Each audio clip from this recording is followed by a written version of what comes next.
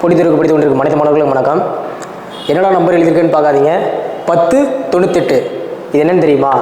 குழந்தைகளுக்கான இலவச அலைபேசி எண். குழந்தைகளுக்கான இலவச அலைபேசி எண். என்ன சார் குழந்தைகளுக்கு எதுக்கு இது கொடுத்துருக்காங்க?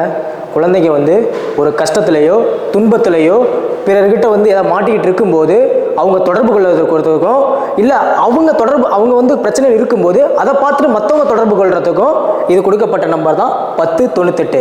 குழந்தைகளுக்காக கொண்டு வரப்பட்டது.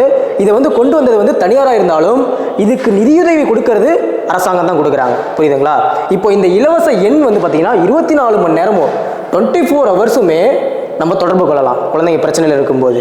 இந்த நம்பரை கொண்டு வரதுக்கு ஒரு அமைப்பு செயல்பட்டாங்க. 1996 வந்து சைல்டு லைன் இந்தியா ஃபவுண்டேஷன் அப்படிங்கிற ஒரு அமைப்பு வந்து 1996 கொண்டு வந்தாங்க.